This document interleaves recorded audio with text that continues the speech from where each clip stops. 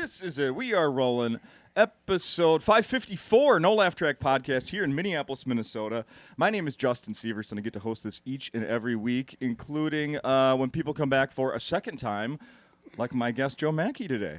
Great to be back. Thank you for having me again. Yes. So here we are. It's about, I really just want to spend about a half hour talking about the weather differences between when you were here last time and now. Yeah, it was like -5 is the high. Yeah. It's about 80 degrees difference right now. 80, 90 degrees difference between the times you were here. It feels pretty good out today. Yesterday we had one hell of a thunderstorm. I didn't know they got thunderstorms like that in Minneapolis, but yeah. So I actually saw on social media today somebody's posted a video. They were working in some sort of garage, open on both ends. One end, it's a downpour, and the other side, the sky is clear. Like, how does that happen? I don't know. I guess the rain has to end somewhere. It has to end somewhere, exactly. There's probably somebody searching for some a pot of gold. Or the Truman Show is real. Yeah, there you go. Yeah, that'd be fascinating. There you go. Do you ever think that you're in a world where it's a simulation? Not at all. No, me neither. How about people to think that? What do you think of them? Oh, I think that's like kind of cool because that gives you an excuse for everything. Just blame the simulation. Sure. Yeah, I suppose. Yeah. So last time we were here was January of 2022, and we're here just to post 4th of July week in 2024. A lot has changed in the world since then. We were still dealing with some COVID BS when you were here last time, and that is thankfully long gone. Yeah. We can have full capacity like we were at the club here last night. Yeah. Even when I came in 2022, I think we were full capacity, but it still was weird. People weren't quite leaving their houses yet. Yeah, there were a lot of people who were staying in. There were people wearing masks. Yeah. Jokes on them. Yeah. That's right. They missed a good show back in 2022. But now I have plenty more chances to see you this week. Yep. We got one tonight, 2 tomorrow, and Saturday. When does this air? We will get this out as soon as possible, sir. Okay. So maybe before this evening's show, even. Sounds good. Sounds good. Do you want to predict something like in Friday's news that people will be like, "How did he know?" No, I don't like. I know I'm. Who's going to be the next celebrity to say that Biden needs to step down? I don't like making predictions. No. And the reason I don't is because the only reason people make predictions is to go back later and say that they were right when they were right. But it's like when someone goes to Vegas and they win. You hear about that, but you don't hear about the 9 million other times they were wrong. It's like people have been saying Biden's going to step down since he was elected in 2020. There you go. So people are like, even he said he was like, I'm a transformative president or transition president. It's like if you keep saying something every day that has odds above zero, yeah, sooner or later you're going to be right. That's a great way to look at it. Yeah. And you're right. We don't hear about all the losses. Yeah, the Powerball winner that finally wins, and we don't hear about the 100 tickets they bought twice a week for 20 years. Yeah, and we don't get to see them 4 years later when they quit their job and they're broke and all their family hates them. And yeah, there's like a TV show where they go buy houses for people who won the lottery. Yeah. And you can see it. You can see the bankruptcy coming a decade before it starts. Like, it's like people who win $1 million are buying $1 million house, and I'm like, oh, you don't understand how the economy works. You don't understand how bank accounts work. Yeah. Well, people don't understand interest rates. They think it's like, oh, it's 3% on a mortgage versus 7%. I'm like, well, that's compounded annually. So it's the value of the loan over time. So you're not just paying, if it's a $100,000 loan, you're not just paying $103,000. When those minor differences are crushing to people. Where were you 25 years ago when I needed this advice? Yeah, that was 1999. I was in college just getting ready for Y2K. I had the bunker. No, I had some extra bottled water. You good. I'd like to die a couple of days later, so just 24-pack of bottled water. That's all I needed. 24-pack? Yeah. God, yeah, remember that? We thought the clocks were going to kill us. It was going to everything go to zero and we'd be finished. Yeah, it would be kind of cool. You ever think it'd be kind of cool to survive the apocalypse, like in The Stand? Depends where, I guess. We're way off topic, but like, Hey, let's go. it would just be like all this like stuff's just laying around. You don't have to steal a mansion. It's just everyone's dead. I've always wanted a pool. Yeah, I don't know how I'm ever going to have one. that's the thing though. No electricity. I'd have to walk somewhere warm, which is going to take a really long time, unless someone's still around to fly me to Florida or something. Yeah, I would have to like summer in Maine and then bike south starting in September and then bike back up. Again in I'd say March. Yeah. Most of the time you'd be on the bike, yeah. Maybe it wouldn't. That's no vacation. Yeah. Plus, I'd miss people. Aw. I'd be sad that everyone's dead. This is going to lead into perfectly something I wanted to talk to you about. So I listened to an interview you did. It was another podcast. You said how you're interested in space travel. Oh yeah. I'm not making this up, right? This is a true fact. It's very interesting. Okay. Yeah. Can we talk? That's why I hate NASA so much. You hate NASA. Well, yeah, NASA's not a space program; it's a jobs program. Their goal. Please elaborate. Well, sure. Like we're building this. Okay, SpaceX has a super heavy lift vehicle that works. Okay. SpaceX has a capsule that works. What is NASA doing? They're building the SLS, which is like a shuttle drive launch system. So basically, they're paying a company to keep making old technology, to keep people employed to build a spaceship that we don't need and probably won't ever fly.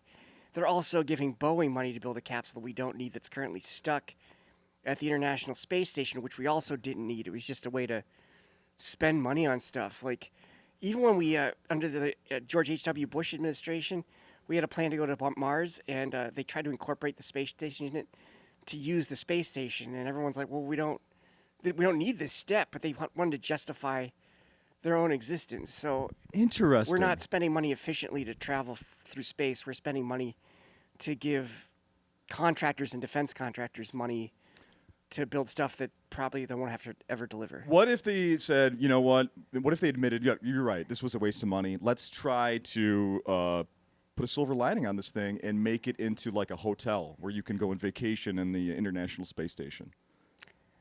Well, I mean, even that would take spaceships that work. So, I mean, for a long time we were renting spaceships from Russia. That's right. So, That's right. It's still the same problem. They still don't have the ships. Yeah, that's right. That's right. You can actually walk through a model of the International Space Station in Huntsville, Alabama. I've done it, yeah, and it's very unimpressive. Oh, what did you expect versus what it's like? What do you? Something that would be useful, because the space station now it's basically an orbiter, and all it does is have a few bus-sized rooms. Yeah. You could do those experiments with the space shuttle. It just seemed completely unnecessary to me. So what about when you these? say space station, I'm hoping there's going to be some sort of lasers, or, Right. I know. We got introduced to lasers back in the Star Wars. Yeah, such a letdown from science fiction. But we have cell phones and they didn't. That's true. That's true. Yeah, our communication devices are even smaller and more advanced than those ones on Star Trek, right? Yeah, I'm like, what is that, a block of wood that you're using as a disc? That's not fooling me. And like even in Empire Strikes Back, you're like, is that monitor dot matrix? It just doesn't. You're absolutely right. What do you think? So those people just got released. I guess they were volunteers and they were in that simulator about living on Mars. Oh. What do you? What was it? 4 people. They were there for more than a year. 1,700 square feet. What do you think about that? Kind of a waste of time. Yeah. Because you can't replicate being on Mars because I think deep down you know that you can leave if you really make a stink about it. Oh, right. Yeah. I wonder what that would have taken. Like, no, like you probably signed something like, no matter what I say, don't take me out. Yeah, but maybe there probably is like a magic word you say, and they're like, all right. Not to be glib, but you get a lump on your wrist that might be a tumor. Good point. They're gonna let you out. And so psychologically, it's just not the same. It's just the real world NASA. is basically what they have, you know? Yeah. Can you get along with 3 other strangers? What happens when people stop being polite and start being real, you know? You remember it was a show. The real world. I just dated New myself. York. I'm old. It's over. Me too, buddy. I remember Puck. Yeah, I watched a video about it, and they even had like a sandbox that they put for these people to simulate walking on the surface of Mars. They're playing dress up. Yeah, yeah. And just I like, think, hey- and we've learned that, you can survive in a. I mean, how is it any different than people locked up in jail? You're in a confined space. It's not the end of the world, right? And like you said, they know that they're going to get out. Yeah, I remember someone saying it's not like anything because even when people set sail across the ocean, there was still all the air they needed. There was still water Yeah. that they needed. It's like none of that is. There was still gravity that you needed. Mars's gravity is like only like a third of Earth's, so it's just gonna be totally different. I saw a headline today. It said Elon Musk offered his own sperm to scientists to help colonize Mars. Have you seen this? I'm not making this up, Joe. I can't relate to that at all because I think that you should sell your sperm. You know, you shouldn't just give it away in bags to people in the government. Sounds like a trap. Hey, just give me a bag of sperm. It's to make people on Mars. I'm like, I'm not falling for that again. Hey, follow me into this van. I've got a bag I want to show you. Yeah. Is he collecting already? And I mean, really, you could be making money off that. Don't donate. If Elon Musk wasn't such a genius, he'd be like one of those guys that you read about in the Daily Mail that has defrauded sperm banks all across Europe. Or the sperm bank doctor that uses his own sperm. Yes. Yes. But do you think let's say that they do this and this happens, is then Mars going to start, he wants to colonize Mars. Is it all going to be Elon Musk offspring? Like, that's all there is? Or is he going to let other people create offspring so they can procreate? Because Well, I think you would eventually have to. You Right? can't just have all brothers and sisters living on a planet. That's not going to go well, you know. no, we have that in parts of the country already, right? We don't want that here. Yeah. I mean, it seems like it's less of a problem than it may have been in the past, but you don't want that happening on Mars. You haven't seen some of my coworkers at the stadiums. You'd be You work at surpri- the Twin Stadium? I do. Oh, okay. I do. All over the place. All over. The Vikings, Twins, St. Paul Saints, all over the place. Wow. All over the place. So, do you have any plans for recording? I thought your hour last night was really good. The first 7 or 8 minutes is new. I'm trying to start a new hour. Okay. I have maybe 3 or 4 hours that I haven't ever bothered to record. I haven't gotten around to it. Is this a question you hate being asked? I'm sorry. No, I don't hate it. It's just like someone was going to produce a special an hour of mine, and then it fell through, and I don't know. I just kind of never got around to it, and then the pandemic hit, and I got a writing job, and I have a video game job, so I tour around the country still. Yeah. I haven't had time to sit down and be like, okay, here's what I'm going to say, and now I almost feel like some of my COVID material, it's like it was edgy and predictive, and now it's like, well, yeah, we're all pretending that we were saying that the whole time now. Yes. So it's like, there I is don't a bit even of know that, if isn't this is- there? I don't know if it's as relevant as it once was. Yes. That's a great point. Yeah. But you could put it in people's faces, like, I was on to something. I wrote that in 2021 where people got mad at me for... People said I was going to, like... I don't know if people will ever own up to this, but people would call you a murderer for doing stand-up. And they didn't ever say they were sorry for that. And, like, I have a long memory, so I haven't forgotten any of that. And I don't think... I haven't forgotten people trying to force people to get a vaccine that doesn't work. That it wasn't tested. Yeah, we kept, the Acme closed down when the government said it had to close down, but soon it was, allowed to be back open. There were shows here. Yeah. Yeah, and good for them. there were people that, that pounced on that and had a chance to get a week here that maybe normally wouldn't. So Good for them. yeah, Yeah, exactly, absolutely. It was a weird time because I remember I worked the Indianapolis Helium, which was pretty new right before the pandemic. Right after things started to open up, we were like a third capacity, half capacity. Yeah. And the week before, Brian Regan was there, and I'm like, wow, Brian Regan's working at a club again because theaters aren't open.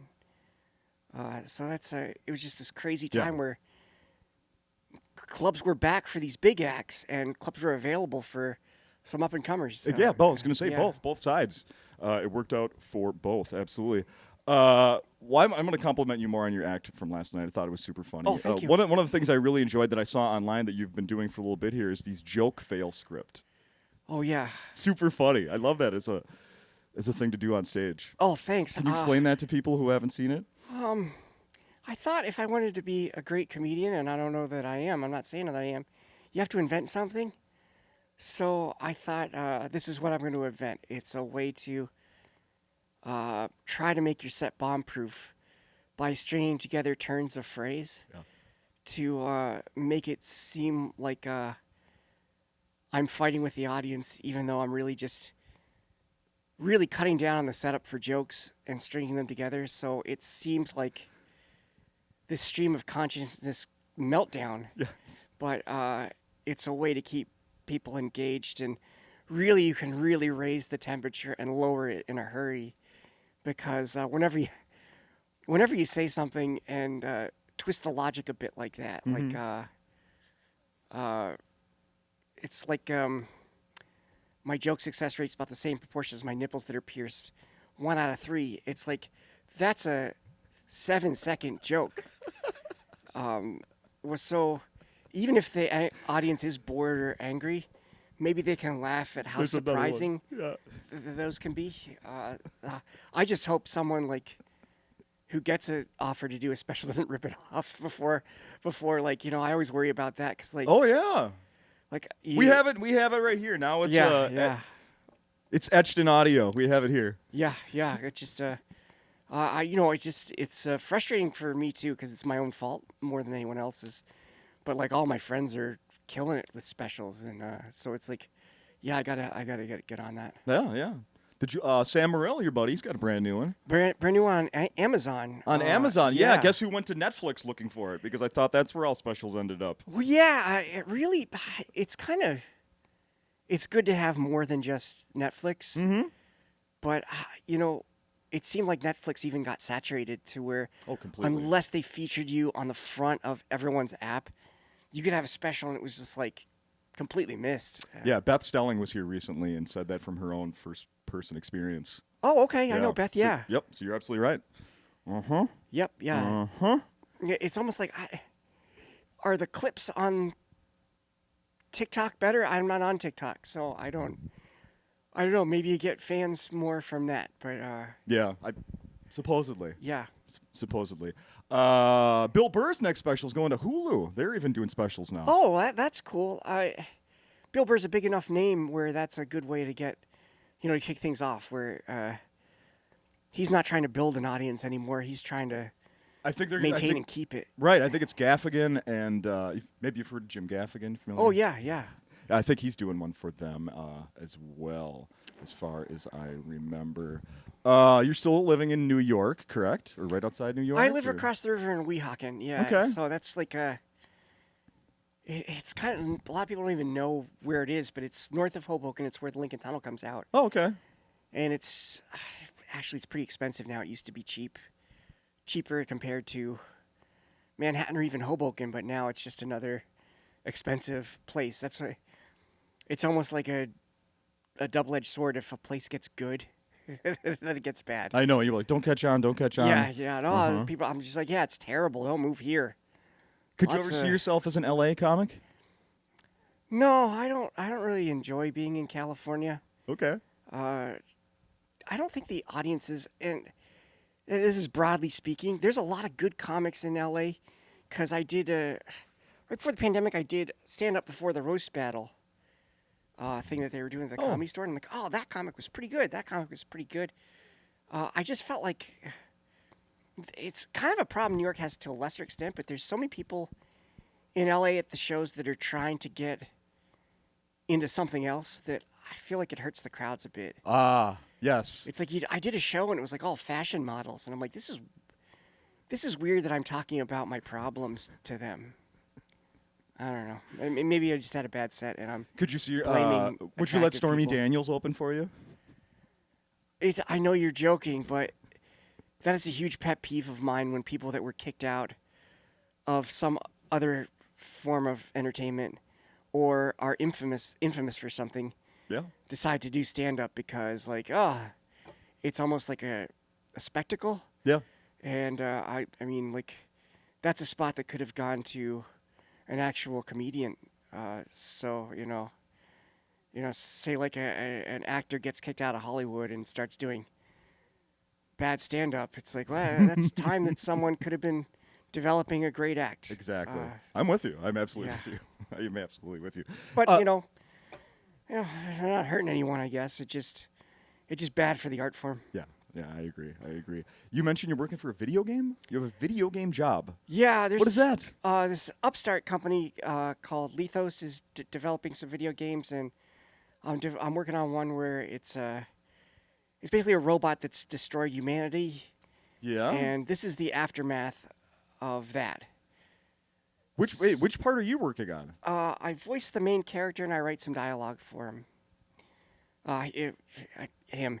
It's a robot. It can't really have a gender. I mean, I guess you could give it a robot penis, but I don't know why. Are you would do suggesting that right now?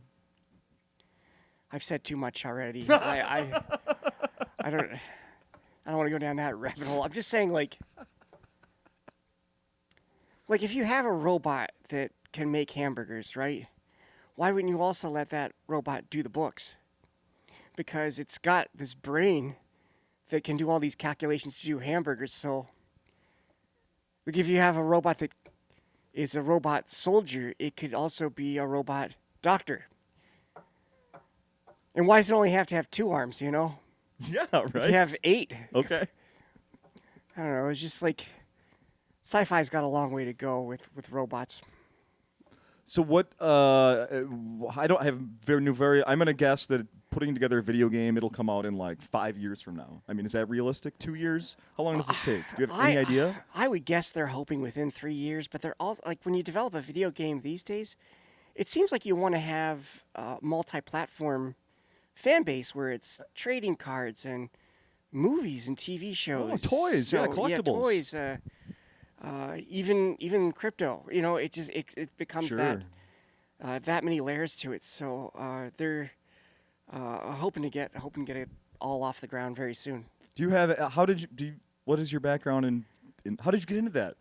The executive at the company saw my stand-up and thought I had the right sensibility, and they reached out to me. I never would have pursued that. How cool! Yeah. I don't know. I loved playing video games as a kid, but once it was like you have to be on the internet and talk to other people, I was like, well, that's not why I'm here. I just want to shoot at circles. Yeah. That are, you know. It was a simpler time. Yeah, Mm-hmm. I know, and a lot less expensive. Yeah. Yeah. I didn't need a subscription to play each month. Yeah, it's almost become a negative thing for a lot of adults where it's like it's a drug to them. It's like, my life's not fulfilling, but I don't have to live it, and that doesn't make life better. Yeah. No, I'm with you. Yeah. I'm with you. I still have video game systems, and I still buy games occasionally, but I don't put very much time into them. It's more like I'm collecting them, to be honest. Yeah. Not playing much at all. Yeah. You know, my last one's a PS3, and I bought it, and I'm like, I don't really know why I bought this. Like, I think I bought it because it was cheap, and Sure. the games were cheap, and if you like a video game, just wait till it gets cheaper. Mm-hmm. Absolutely. Can we talk about the writing gig? You didn't have that last time you were here? I did have it. You I did? did have it, but that's new since the pandemic. I started in March of 21, Yeah. and it was like I always said I would never write for someone else. You're writing for Greg Gutfeld. Yeah. Yeah. I didn't like the idea of like my punchlines going to someone else, Yeah. and I also didn't know if I could. I like to think that my jokes are unique, but I don't know if that's necessarily true. I think if you write a good joke, a lot of people could tell it. Some people might tell it better. That's a good point. That's a great point. But Greg has a good sensibility, and honestly, it's like I couldn't work very much, so it was a welcome thing to keep my day. It was very depressing, I think, for a lot of people to be like, you can't do the thing you want to do because we made this disease that kills less than 1% of people in a lab in China. That's right. You have all these rights on this piece of paper, but you don't have them anymore. Right. Yeah, which is interesting because that came from a Supreme Court case called Jacobson versus Massachusetts. Mm-hmm. And basically what that was there was a smallpox vaccine, and smallpox killed about a quarter of the people, and a guy didn't want to take it. And the government of Massachusetts was fining him a very nominal fee, very small fee, every day he didn't take it. And the Supreme Court said that was acceptable, and this was the time of the eugenics courts. The eugenics movement really came out of America in the early part of the 20th century, and a whole bunch of horrible Supreme Court decisions, Buck v. Bell, forced sterilization, stuff like that, where that's what they built on to say that these vaccine mandates are okay. Like the fact that you can't even decide whether or not you want to be sterilized if the government says so. When you put it that way. Yeah. Flawed reasoning begets more flawed reasoning. Yeah. This is kind of a downer. I can bring it back to not be a downer, sir. It's my fault. I started talking about forcing people to take an experimental vaccine that doesn't work. I have a question for you that's not related. When you got booked in Austin, Minnesota in February, did someone tell you that was Austin, Texas to get you to sign the contract, or did you? No. I actually had to go to Austin, Texas like a month after that. So I had 2 Austins on my calendar, but No kidding. I'm the kind of comedian that where it's like I'll go pretty much anywhere there's an offer, Sure. unless it's like crazy bad or it's just I don't really say no to gigs very much, and sometimes people are like, "Come, why don't you ever come to some maybe the middle of Alaska?" And I'm like, "Well, if someone offers me to go, I'll go. I got no qualms with working anywhere." Are you listening, Alaska? Are you out there? Hello? Yeah, I've never You out worked in there? Alaska. I think I got 38 states, 12 countries maybe. I think so, or Okay. 16 countries. But Okay. yeah, it's like I'll go.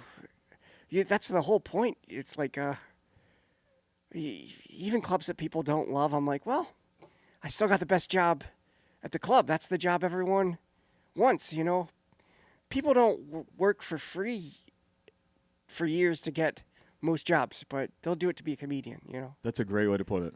Yeah. That's a great way to put it. You're getting paid now? You I do get confirmed? paid. Yep. Not all the time, but most of the time. What else do you have coming up the rest of the year? I'm going to the RNC for my show, straight from Minneapolis. So I packed this enormous suitcase, and then I got Spokane, which is a great club, Spokane, Washington. That's coming up at the end of July. I'm reaching out to some clubs for August, hoping I can book something. I don't have anything on the calendar, but it might be good to take a break. This is a little inside baseball, but it is tougher in the summer months where the weather is finally good. Oh, yeah. Because you take a big haircut on people who are out of town, or people who are like, let's barbecue, let's go to the lake, let's camp out. You're competing with weather. Yeah. Yeah, and there's a music festival or something else going on. So For sure. baseball games, there's 81 Twins games. Mm-hmm. There's how many Vikings games? 6? Or I'm sorry, 8 or 9? Yep. So it's a big difference. Oh, yeah. Well, this season we're losing one to them to play in England or whatever. Oh, So okay. that's bullshit, but don't get Yeah. me started on that. Yep. Yeah. I lose a day of work because of that, Joe. Can you file unemployment for the lost wages? Usually you can. They didn't ask me they didn't ask employees of the stadium for their vote. Right. Taking a day of money away from me, yeah. Yeah. They. What do you do at the stadium? Cold beer here. Oh, cool. Yeah, So do you carry the big thing of beer? correct. Okay. Wow, that's got to be heavy. It's very heavy. It's very heavy. Yes, I used to say I used to see vendors on like TV commercials. Like Dr. Pepper used to run the commercial where the guy would walk up and down with the tray, and he had a strap. And I would always say, real vendors don't use straps. And then like 3 or 4 years ago, I got to no. That's like when a vegetarian stops being a vegetarian. Yeah. You're just never going to hear the end of it from me. It's all good. Yeah. Like But you said, got, you don't forget things. No, but you got the beer here. That's good because it rhymes. Yeah. Do you ever try to come up with your own? The one I do now, I say light beer, dark beer, cold beer. Kind of covers a little bit of everything. That's good. Yeah. That's good. Huh? Like, What we've does he got beer, have? but does he have dark beer? See? I want the barley roasted longer. Yeah. I got some IPAs. Need an Okay. IPA? I got an IPA. Yeah, I got an IPA. All right, one final question for you, sir. This is one I've been asking here and there for the last year. Our pal Chad Daniels, comedian Chad Daniels, who also has a Netflix special coming out. Chad Daniels is one of the best and inspirational because he was the guy that I don't have to live in New York or LA, you know? That's He right. actually came down last time I was here in the middle of winter to hang out. Yeah. Oh, cool. Man, what a funny act. Yeah, he's awesome. He's Yeah. awesome. Still lives in Minnesota. So he, a beer company in Minnesota, worked with him, and they have a beer with his name on it right now. Really? Yes. Okay. It's pretty good. But I don't sell it at stadiums, for the record. I think they have it at Acme here still. But I want to know from you, Joe Machi, what if someone came to you and they said, "Hey, we want to put your face on this can of our product," what would you want it to be? It doesn't have to have alcohol. It can be whatever you think fits you. I'll stick to beer. Okay. I think the stout market is grossly lacking Okay. because Guinness has so much of the market, and I was a Murphy's fan. I thought Murphy's was a lot smoother than Guinness. I think Guinness bought Murphy's, Oh. and it seems like since it just seems harder to get. Okay. I think that it seems to me like making a mild stout would be there's room in the market for that, and I want to make money, so I would want to pick something where we would have a good chance to succeed. Not just something that you like. You're also looking in the. Yeah, I don't drink as much as I used to. I don't know. It's fun. It's fun in your 20s. It's all right in your 30s, and then when you get to your 40s, it starts to hurt. Do you ever bring one on stage? Yeah, especially Friday late shows. Not so much. Notice how the manager in the back of the room laughed Yeah. real hard at that one. If the audience is really hammered, sometimes I'll use it as a crutch to be like, okay, I have to at least seem like I'm also indulging a little bit. Oh, okay. And sometimes I'll drink a couple. Oh. But it used to be I used to drink a lot, and I remember Sam Morrill and we ran the show at Caroline's, and I remember I got so drunk that I repeated a joke, and then later on I repeated a joke again, and Sam shouted you already said that one. I'm like, well, it's a good joke, and the whole crowd laughed because we were having a good show. So, Will you try that this weekend and see if somebody? I don't know. Yeah, I feel like Oh, that would be funny. yeah. I mean, it has to be natural, I guess. Although we've learned that people are staging freaking stuff with the audience these days, right? That does happen now. Yeah, I've heard some comics are mostly TikTok comics are filming the audience instead of themselves, Mm-hmm. and the audience is loves it. They want to be made fun of by comics, and good for them. They found their angle. It just it's almost like we're doing two totally different things. Yeah, right? Yeah. I wanted to point out to you, and then we'll put a bow on this thing, that one of the things that stood out to me last night at the show was you had a joke about something about Japan asking for their pandas back? Is that China. right? China. That's a true thing. asking for their pandas back. Yeah. And then you describe how we could do that, and the woman near me gasped so loud. I love that Oh my someone. goodness. I love that someone in the audience could be that naive, that they could actually believe I was serious, that we should dismember panda bears. It's like, well, he was a comedian and he was telling a joke about dismembering panda bears, and the point of the joke was that it's a terrible thing Right. that no one would actually believe, but I think he meant it. Her mind could not handle picturing that Joe. Fair enough, and good for her. Right. You know, she didn't ruin the show. You know? No, it was the other thing I told Brandon when I got here before you did. I said, really well-behaved crowd last night, Yeah. too, I thought. Yeah. Uh-huh. Sometimes Full, before they absolutely full.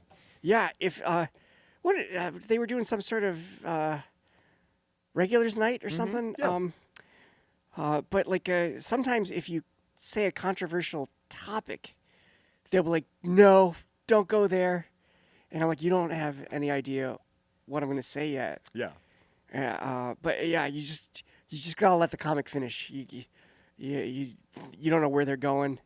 You mean like last night when you said whites and blacks, and then Have you ever noticed that black people Yeah, have you ever noticed the black people and pause? white people are the same? And it's a nice misdirect from all the stereotype jokes. Yes, so good. Yeah. Such a good joke, Joe. Oh, thanks. I try to do that where I write the opposite of what other people are writing. Yeah. So I that's why I wanted to write the gluten allergy joke. So Yes. I've heard so many people make jokes about people with food allergies, and I'm like, they didn't do anything wrong. It's like someone's gonna die because you eat a peanut, and you're blaming them because you can't eat peanuts. They're gonna die. Right. I don't know. Sometimes, I made it up. yeah. I know. I went home last night. I was because after that joke you mentioned lupus, and my wife has lupus, and I was like, "You Oh. wouldn't believe a lupus reference made it on stage tonight." So I had to explain your joke and how that even came up. Well done, very well done. Oh, good, sir. Yeah. good. That was awkward. That she has that, and it's Oh. part of the joke. No, no. But the whole point is, it's not a lupus. Where's the camera? Right there. It's not a lupus joke. It's about how I wouldn't do something that preposterous Right. to someone who has a different autoimmune Autoimmune disease. issue. Yeah. Yeah. So if I used a less harsh reference, it would be like, I don't even believe in this joke enough Yeah. to give it the reference it deserves. Joe, I'm wiping away a tear like I was last night. That's how funny I think that is. Oh, good, I- good. sincerely. So. I thought it was kind of hot in here. I'm sweating a little Stop. bit. That's not what it is. Um, That's not what it is. okay. All right. Well, you should come back and do this sooner than 2 years from now, so we could do it again. I will, like I said, I'll go wherever they book me, and I appreciate you guys having me. I'm sorry, a little low energy. I had to wake up from my writing job, but thank you for having me. No, I was great. Thank you, Joe. Thank you.